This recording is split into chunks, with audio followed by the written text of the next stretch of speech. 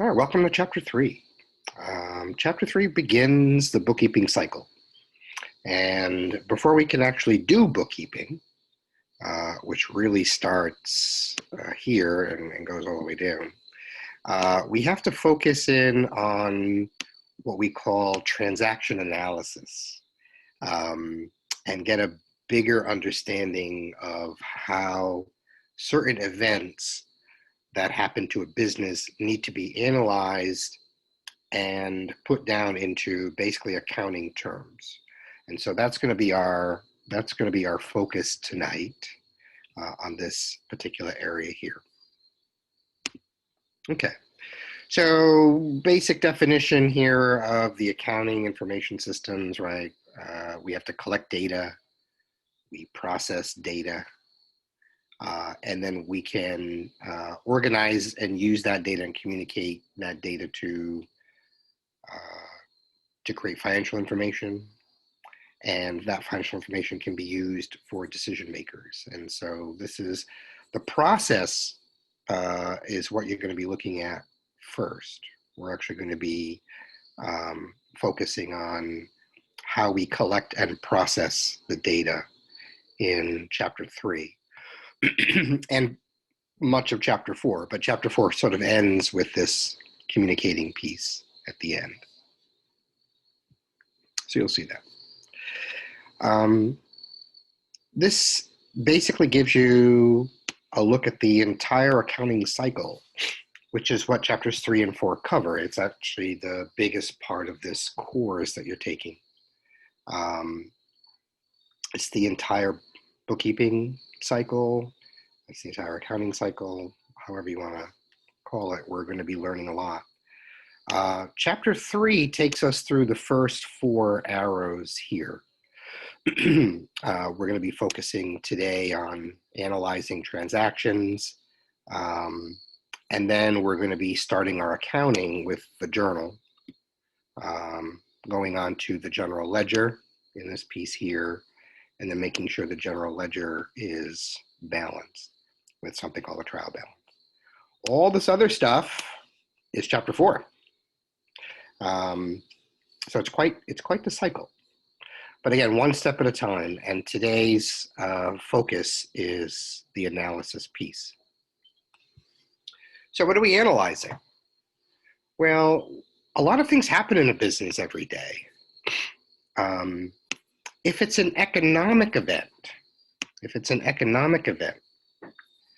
it changes the financial condition of the company as it's happening or when it happens. Okay. The change is immediate. It's not something that will be affecting the company down the road. It's something that's going to affect it today. So there are a lot of economic events that occur in a business, customers buying stuff, businesses needing to purchase supplies for them. You need to pay your employees, you need to pay your rent. You might need to borrow money, things like this from a bank in the form of a note or whatnot. So all of these are economic events. And if it's an economic event, we call it a transaction. But there's a lot of other things that happen in the business that are not economic events. You might be talking to a customer or a prospective customer about what a great product you have for sale. And they'll say, okay, I'll think about it and I'll see you next week. Well, that's not an economic event because the financial position of the company did not change in any way that day with that transaction, with that event. So it wouldn't be considered a transaction. If I interviewed you, if I had a bookkeeping position open and I interviewed you for the job and said, okay, thank you very much. I'm going to be hiring you and I'd like you to start for me November the 1st and I'll pay you $50,000. Well, it sounds, because I mentioned money, it sounds like something happened today. But in accounting, actually, that's not an economic event because Even though I hired somebody and I promised to pay them a certain salary, I don't give that up front.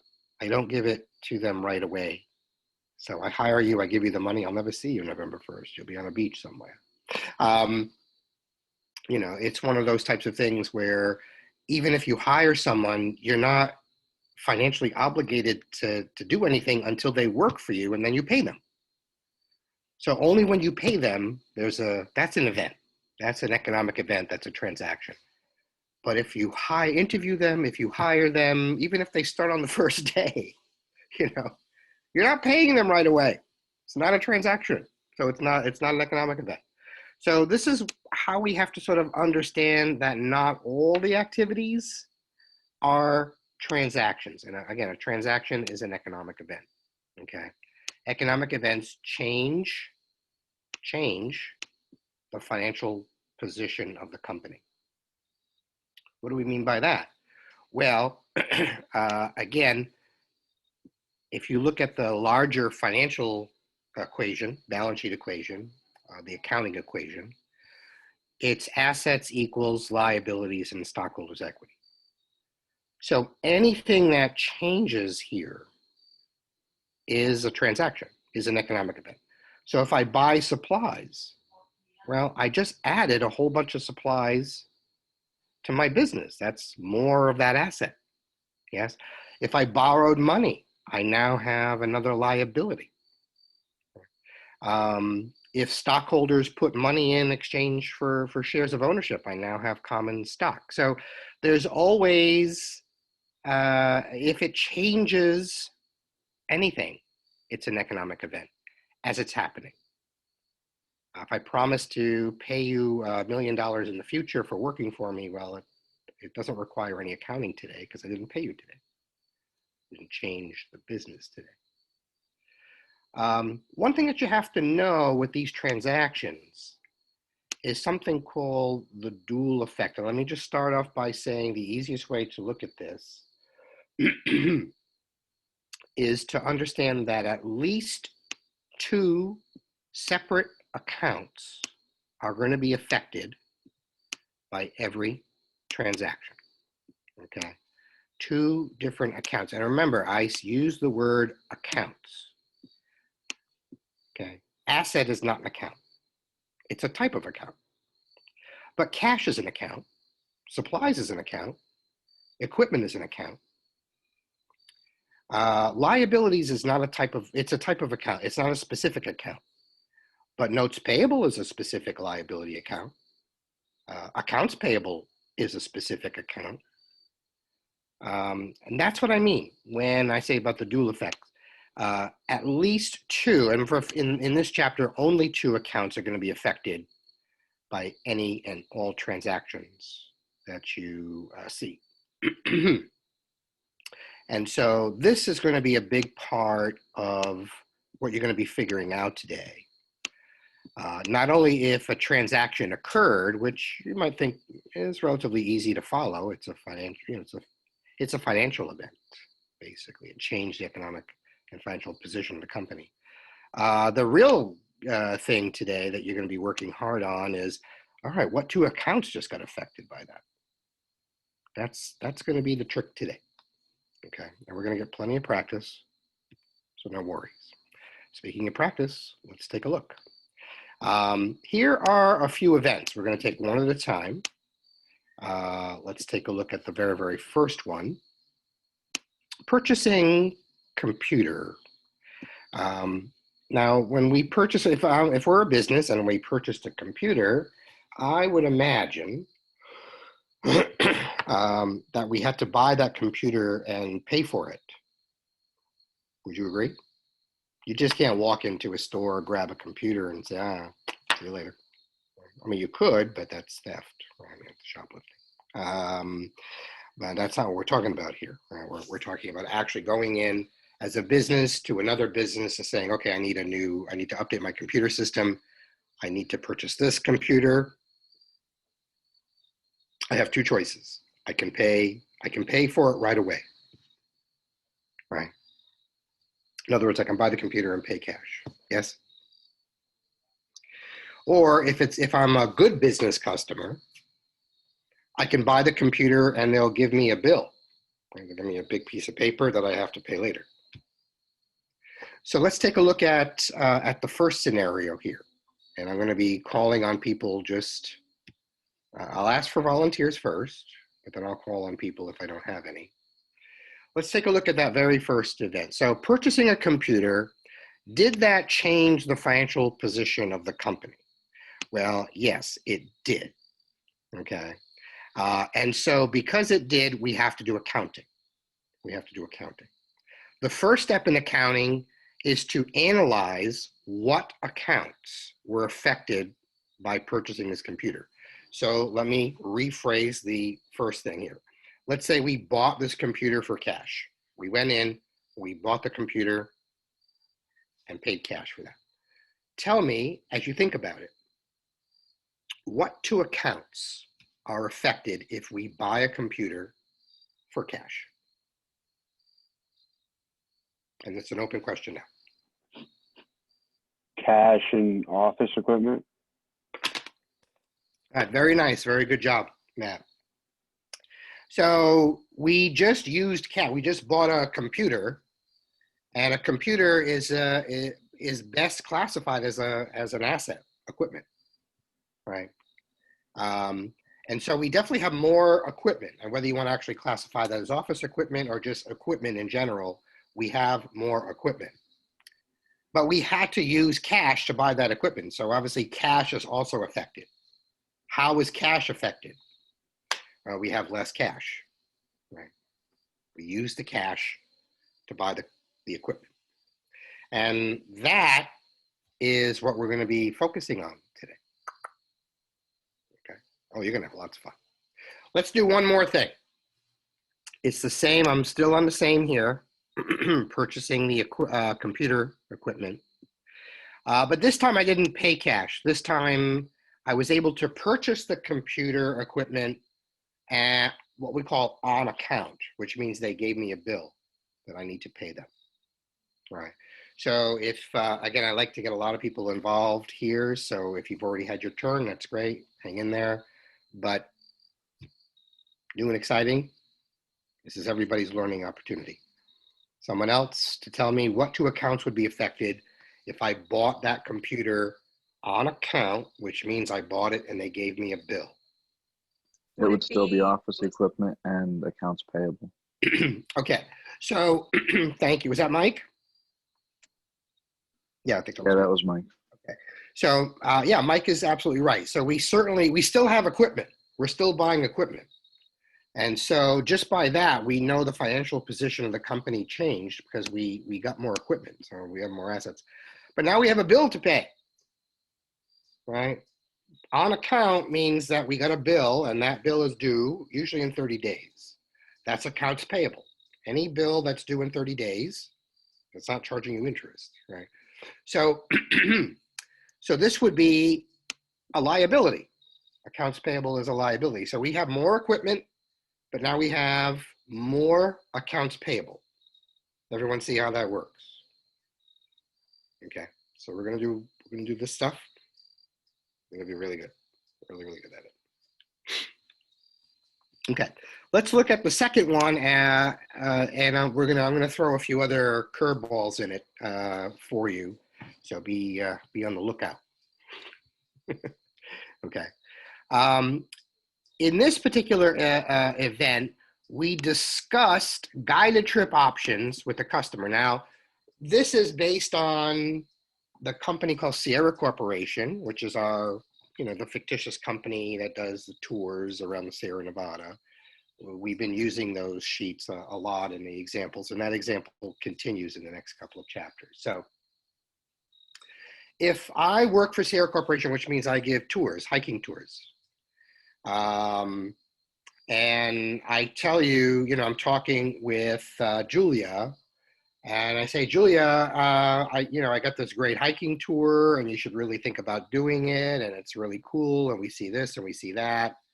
And Julia says, yeah, I think it's good. Here's a brochure.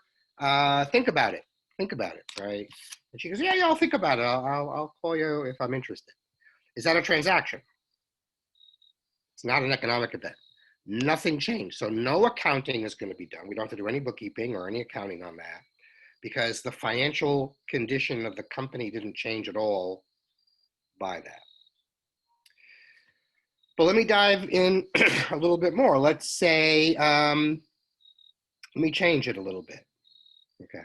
I talked to Julia about, and I'm sorry to pick on you, Julia. You don't mind, do you?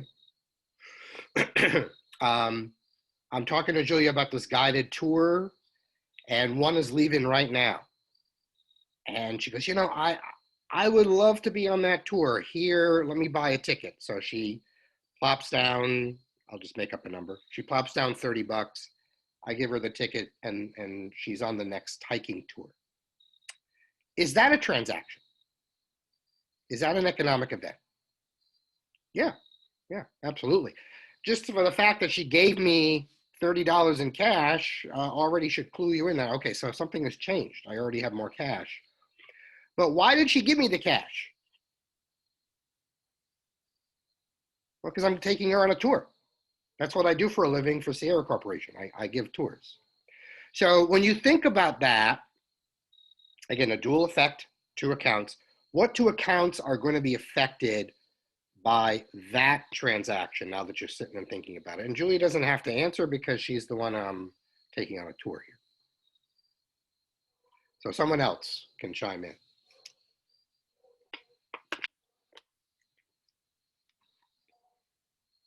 So again, I'm taking Julia on a tour. She paid cash, and she's going. I'm bringing her on a tour as we speak. What Would it be cash and salaries and wages payable? Well, cash is, yes, I would agree with that. Cash is definitely affected. What salaries and wages payable is I owe my employees for work they've already done. So in other words, once you put in your time card for the week, and I owe you that pay on your next payroll, which might be next week, that's the salaries and wages payable. In this case, Julia doesn't work for me, and I am not waiting to get paid. I'm just simply taking her on a tour. So salaries and wages payable would not be the other account. Cash is definitely one account, but I'm actually doing work for Julia. Would it be service revenue? Yes, it would. It would be service revenue. Because remember, one of the first things you have to learn for any organization is, what does it sell? What does it sell? What are the services or goods that it sells? Because the services and goods that it sells is the revenue. Does that ring a bell? So every organization on the planet here has something they sell. You go to Walmart, they sell a bunch of goods, right? You go to get a Jiffy Lube or whatever, or Valvoline, they change your oil. That's what they're selling. You go to your barber shop or your hairstylist or salon, they're selling their services to give you a hairstyle or a haircut. You go to the doctor, they're analyzing your health. You're paying them for that service. You go to an accountant to do your taxes, they're providing you with that service. That's what they're selling. That's their revenue.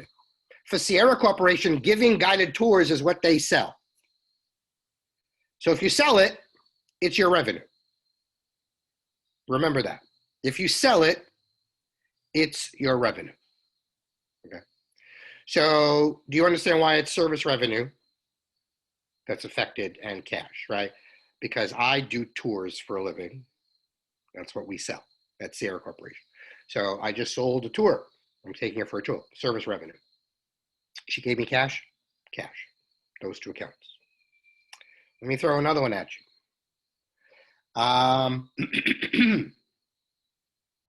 Julia really wants to go on this tour because it's leaving right now. And she wants to go on it. And she says, look, I would be very, very happy to go on the tour. But I can't pay you until later. And I say, fine, I'll give you a bill. So come on the tour. I'll give you the tour. And I'm giving you a bill, and I'll wait to receive your money later. for the tour. Is that a transaction?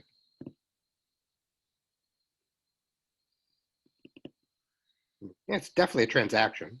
Definitely a transaction. She's still taking a tour, so I'm doing what I'm doing. I sell tours. I just sold a tour to her, but I didn't get paid right now. I gave her a bill, which means I'm gonna wait to receive payment later. Giving the tour now, I'm waiting to receive payment later. What two accounts are affected there? Someone new and exciting, please. Thank you. Just to be fair, I want everyone to learn. Would one of them be accounts receivable? Yes, that's right. That's right. So if I'm waiting to receive money for work I did, that's what accounts receivable is. That's what I've already done the work and I'm waiting to receive payment for that work.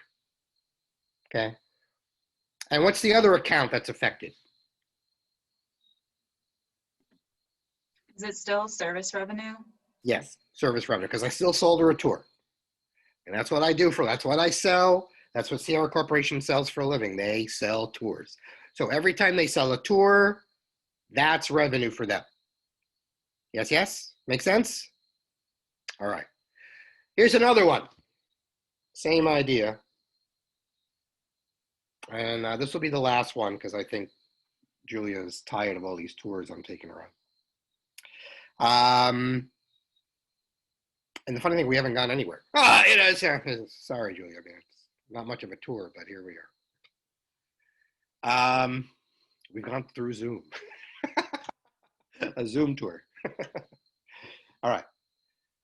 Julia really wants to go on a tour, but she can't go tonight. She can go next Thursday for the tour. So she buys a ticket today. She gives me $30 for the tour today, and she's going to come back for the Thursday tour next week. Is that a transaction? In other words, is that an economic event? Did the financial position of the company change with that event? Was she already purchased the tour? One more time. She purchased the tour already? She paid me. She paid me cash up front for a tour she's going to go on next week. So in other words, I owe her a tour next Thursday. She's paying today, so I got her cash already, but she's going to go on the tour next week. What two accounts? It is a transaction. What two accounts would be affected by that?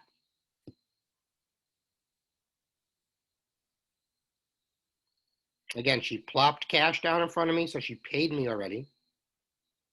And she's going to go on a tour next week, which is the same as saying I owe her a tour next Thursday. Sales revenue still? Yes. So revenue is still affected, right? So in our case, it's a tour, so it's service revenue. But yes, it's definitely the revenue is affected for sure. What's the other thing that's affected though? Cash. Actually, what did I just say? If I recall correctly, you said you plopped it on the table. I made a mistake. Okay. Let me backtrack. I made a mistake. That wasn't revenue. The reason it wasn't revenue is because I didn't earn it. In order for it to be revenue, I've already done the work. Okay, I've already done the work. So it's not revenue, and I misspoke. I get excited because I love revenue, you know. But I misspoke and I apologize. Teachers make mistakes too. At least I just caught myself here. It's not revenue because, like I said, the definition of revenue would be earned, which means I've already done the work. And that would be my revenue. In this case, I owe her a tour. So it's not revenue, but it is something. Is it unearned service revenue? Exactly. Thank you. Thank you. Yes, it's unearned service revenue because unearned service revenue means the customer has given me money up front and I owe the customer what they paid for. In this case, she paid for a tour today. She gave me the cash for a tour today, but we're not doing the tour until I owe her the tour next week. So I can't say today that it's revenue because I didn't earn it. I owe her that tour. So it's unearned service revenue to remind me I owe her the tour. Once I give her the tour next week, then it'll be revenue. Okay, and you'll know over time when things happen like that. You can call it revenue once it's earned. In this case, it's unearned service revenue because I owe her the tour. So unearned service revenue is one account that's affected, and of course she gave me cash. So cash is the other account that's affected. And I apologize for misspeaking, but I don't want to confuse anybody. Does anyone have any questions on that? I really don't want to confuse you on this. All right, let's move on to that last column here where the company paid rent. You might be surprised to know that most companies rent their space. Okay. The mall is a perfect example of that. Everything in the mall is rented space. There's an owner, a company that builds and owns the mall, and they rent out the space in the mall. And so, when they built up the new tower, World Trade Tower in New York, it's basically, it's a big office building, but all that's rented space. It's all, most of it is for rent. And so, a lot of doctors' offices are in rented spaces. I mean, they're in plazas or other types of things. So rent is a common thing that businesses will pay. Okay, and they'll pay it every month, like we do. So if they paid rent, is that a transaction? In other words, did the financial position of the company change when they paid the rent? Oh yeah, absolutely, it changed. How did it change? What two accounts are affected when we paid rent?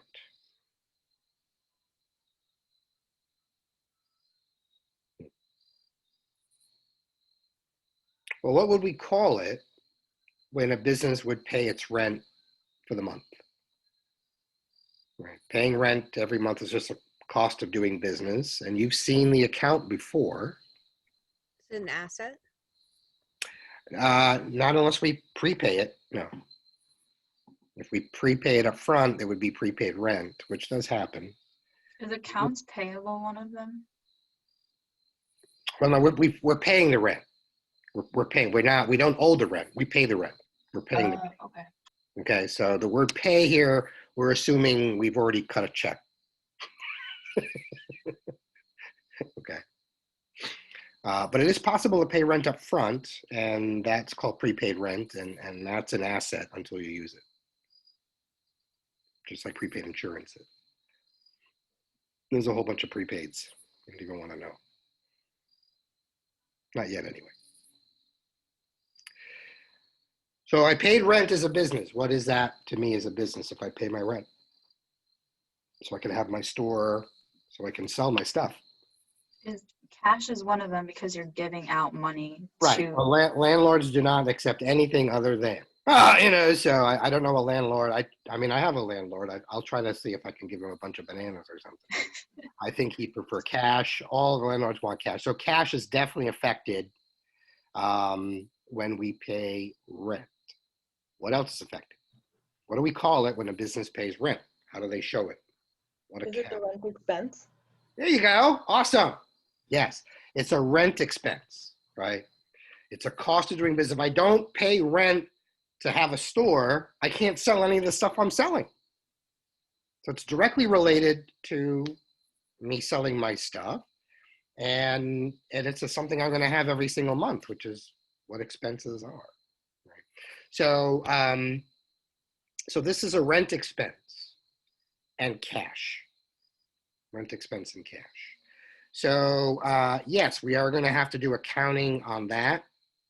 And you're going to see the effect of the expenses on the financial statements very soon, like within the next slide.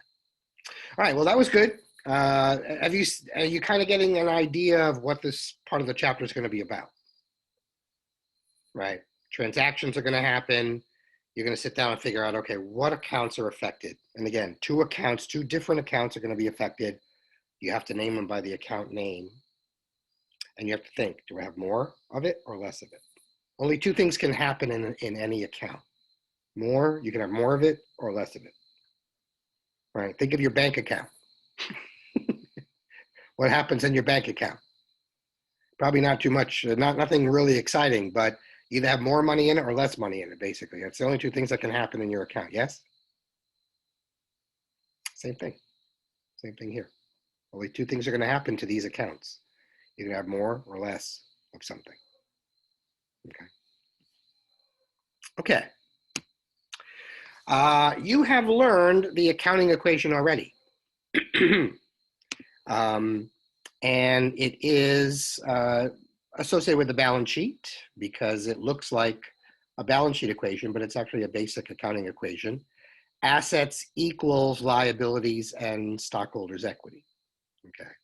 What we have to understand is stockholders' equity side is actually a lot more complex than what it looks like. Tell me what you know about stockholders' equity right now. What two accounts are you're familiar with stockholders' equity? Common Common stock stock. and the retained earnings. Common stock and retaining earning. Perfect. Excellent. Everyone was right. Common stock account is always listed first. Retained earnings is always listed next. Those are the two accounts that we have learned. However, we have to look at retained earnings in an expanded manner. And I'll show you why that is. If you have your book with you, you want to make sure you turn to page 94 or at least look at this illustration. This is illustration 3-2. And I need you to pay close attention to the retained earnings boxes. This is the only thing that we're really going to focus on here. When you look at the retained earnings statement, what two things have you been doing with the retained earnings statement for sure? You've been adding something and taking away something. So can you tell me about that? You're adding like the beginning of the retaining earning with the net income. Net income you're adding, yes. And what are you taking And then away? you're subtracting that amount with the division. Dividends. Yeah. Yeah, dividends. And that leads you to the ending of the retaining earning. Perfect. So she's absolutely right, right? We add the net income and we take away the dividends. Does everyone remember that from doing that statement? Okay. Let me ask you a question. How do you get net income? How do we get net income? You're adding, you add whatever your revenue, and then you also add your expenses. Or you take away. Subtract your revenue with your expenses. All right. So an income statement starts with revenue, and you take away your expenses. The net income, in essence, is all that extra revenue that's yours as a profit.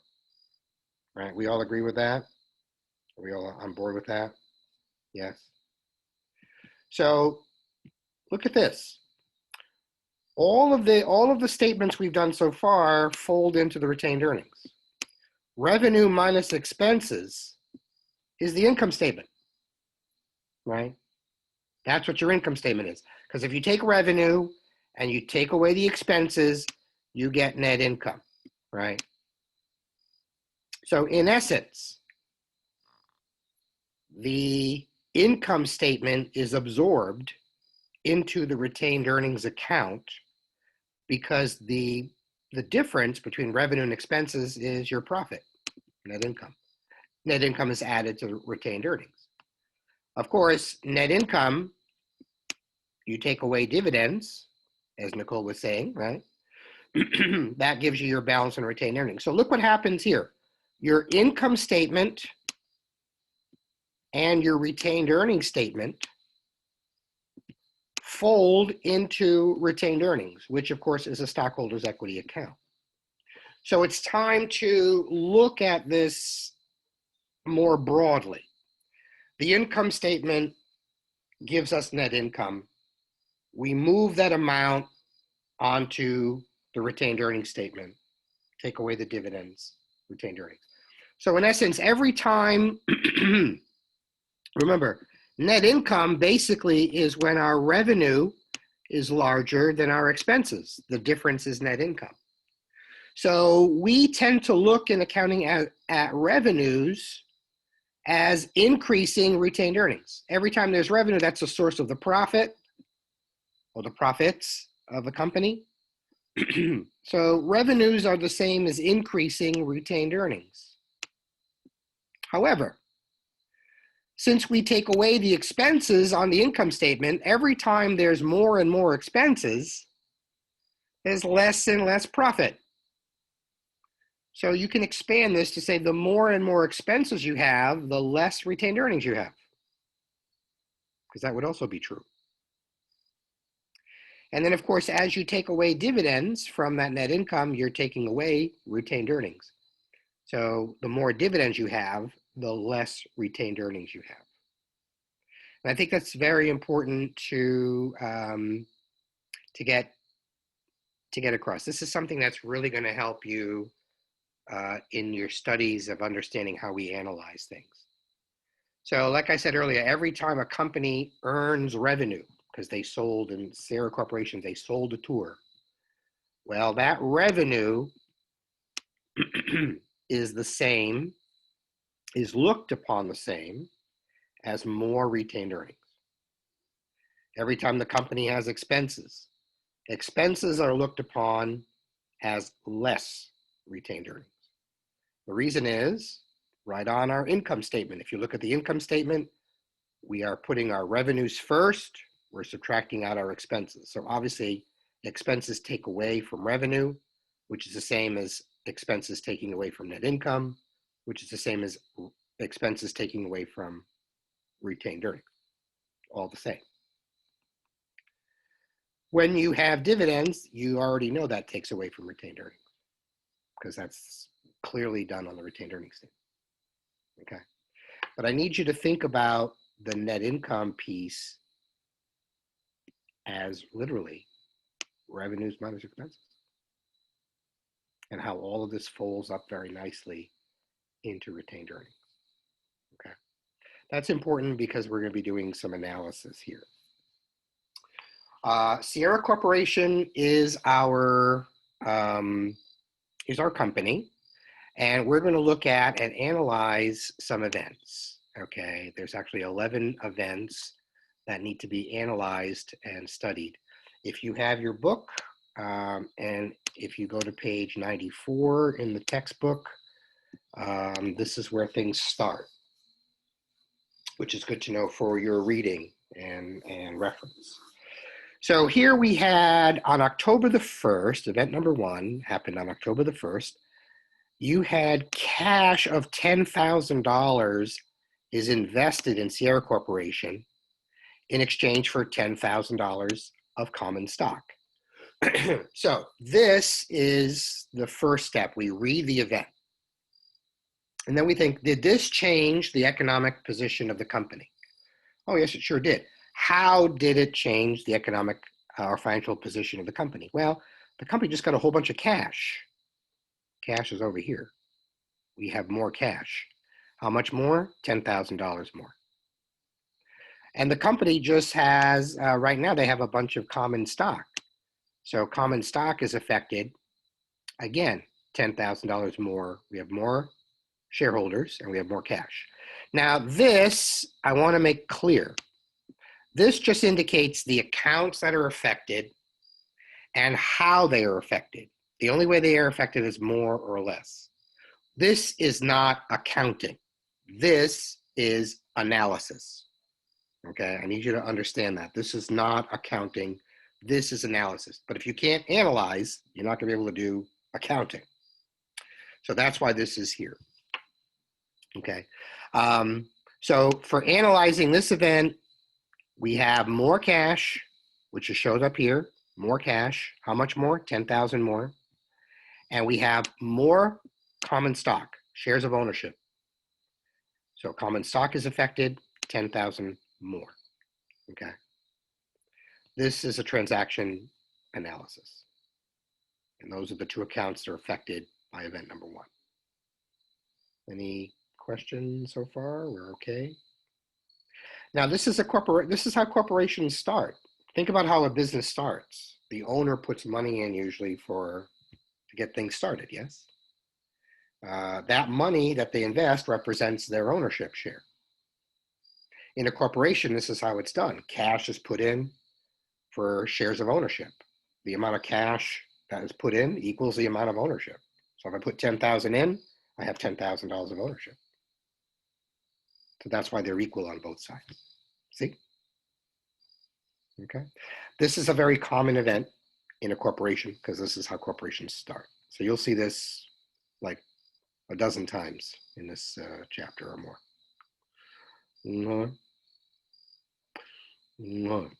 Next. The next event here shows event number 2, also happened on the 1st of October. Sierra Corporation borrowed $5,000 from the bank, Castle Bank. They signed a 3-month, 12%, $5,000 note payable. So a couple of things here. Number one, I think a lot of you probably have applied for loans. Usually when you apply for a loan, you get approved for it, you get the cash. So you can buy what you said you were going to buy. And so in this case, that's what's happening. The company got cash because they got this loan from the bank. Now, for a note payable, you have to understand notes payable are all paid back on their due date with interest. So the entire $5,000 plus the interest will be paid on the due date, which is 3 months for October the 1st, which is January 1st. We don't have to deal with that today. We will do that on January the 1st when we get there. The only thing that happened today was Sierra got $5,000 more in cash. Okay. And Sierra Corporation now has a note payable. They have $5,000 more of liabilities in the form of a notes payable. Those are the two accounts that are affected with this event. Okay. Any questions on that? Was that okay to follow? Again, and the reason I explained how the note works is so because people often get carried away. Oh, they have a note, there's interest on it. No. The day you get the loan, you just get the cash. You're not paying till later. And a note payable, again, is due all when it's due. Everything is paid back. The amount and the interest all due at the same time. So we'll deal with it when we pay it. Right now, we only have more cash and more notes payable. We okay with this? Another way to look at it from a bookkeeping perspective is it's one transaction at a time. It's one transaction at a time. We're not, only looking at, okay, can someone, we heard that pretty loud and clear. If you can just look at it one transaction at a time without thinking into the future, it's just what happened right now. That's all. That's all we're recording. This is on page 94 into 95. Event number 3 happened the very next day, October the 2nd. They bought equipment, $5,000 for cash to Superior Equipment Sales Company. Yeah. Terrific. So we kind of already talked a little bit about this. When you buy equipment, you got more equipment. So definitely the equipment account is affected. How is it affected? There's more equipment in that account now because we just got more equipment for our business. But in order to get that equipment, we had to pay $5,000 cash. So cash is affected. How is cash affected? Well, we have less cash. We have to use cash to buy the equipment. So equipment, we have more, cash, we have less. We okay with that? I see a couple of thumbs. I think they're thumbs. Okay. Next. Event number 4 also happened on the 2nd of October. Sierra Corporation, this is all about our Sierra Corporation. Right? They give those tours of the Sierra Nevada, the hiking tours or whatnot. It's all about them. They received a cash advance, $1,200 cash advance from R. Knox, who's a client, for future. This is for future tours. So is this a transaction? Yes, it is. What's affected? Well, the guy just plopped down a whole bunch of cash. So we certainly have more cash, which you see here, $1,200 more in cash. But now we owe this guy a bunch of tours in the future, right? And so if we owe him tours, it's unearned service revenue. $1,200 worth of unearned service revenue needs to be recognized. Okay. Notice that we are, the dual effect. 2 accounts are affected with every transaction. I'm asking you to think a little bit deeper and say, how are they affected? Is there more or less? Because in accounting, we always look at things either as more or less, increases and decreases. We don't look at it as negative or positive. It's just increase or decrease. And we'll get into accounting speak next week. Next week, you're going to be talking like accountants. You're going to go out drinking. Okay. Event number 5 happened on October the 3rd. Well, it looks like Sierra Corporation received $10,000 cash from a company, Copa Company, for guided services performed. I think this is a very important thing to read. Performed means it's done. So you have to read the term. So there's performed, delivered, completed, things like this. Analyzed, what have you, whatever you do for a living. And so if it's done, if the work is done, you earned it. And if it's earned, that's service revenue. So here we have service revenue is affected. Service revenue has a direct impact on retained earnings because the profit is here. More profits, more retained earnings. So in essence, we have more revenue, which is the same as looking at it as more retained earnings. And of course, we just got paid in cash. So cash is also affected. We have more cash, Okay. Now we're moving on to page 96 and on to page 97. Okay, 96 and 97 now. Event number 6 also happened on the 3rd of October. And here Sierra Corporation paid its rent. Now we've talked about this already, so you should have a head start here, right? And of course, most expenses are paid in cash. There are some exceptions you'll learn about next chapter. But it's rent for, they paid rent for $900. So here they say, okay, so what's affected? Well, certainly rent expense, as we talked about, is affected. The more that expenses we have, the less retained earnings we have. Expenses take away from the profits of the company. So it's the same as saying they take away from the retained earnings of the company. And of course, we paid in cash. How is cash affected? We have less cash.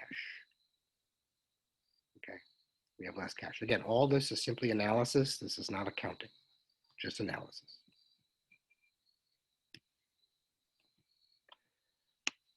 Event number 7 happened on the 4th of October. What you'll see is accounting keeps a record of things chronologically. So it'll be, in the order that they happened overwhelmingly. Okay. So Sierra Corporation paid $600 for an insurance policy that'll expire next year. So they bought a 1-year insurance policy today that they're going to keep for, they're going to use over the course of the year. So when you buy insurance today and you're going to use it in the future, even though you buy it today, you're not using it all today. You're going to be using it over the next 12 months. And so it's basically an asset, prepaid insurance, right? So we have $600 more in prepaid insurance. And of course, we had to pay cash for that, unless that little green Geico accepts, you know, what do they eat? I'm not sure. Gecko, I think, whatever it is. But $600 cash is also affected. So we have more insurance, more prepaid insurance, but less cash with this. Are we okay? Yeah. All right. So moving along. Event number ocho. Oh. Ocho is like my favorite number in Spanish. I think I would, if I had a dog, I would name him Ocho. I don't know if I mentioned that to you before. But if I had a puppy, I'd say, come here, Ocho. Ocho, bad boy. Okay. So in this case, yes. Yeah, so when we say cash, we're, you know, we're not literally thinking all the time they actually pulling a bunch of bills out, you know, of their pocket. It's every time they write a check, it's coming out of your bank account. And that's what cash is, all your monies that you have in the bank. So that's a good question, and that's how it works. 5th of October, Sierra Corporation purchased supplies. Here's a key term, on account. When you purchase something on account, it means they gave you the supplies with a bill to pay later on your account, okay? On your account, here's the bill. Here's the supplies, here's the bill. So when you buy something on account, you owe it, you're gonna pay it later. So two things are affected here. We certainly have a whole bunch of supplies because we just bought $2,500 worth of supplies. So we definitely have more supplies, no question. But now we have a bill to pay in 30 days, which means we have more accounts payable. We have more accounts payable.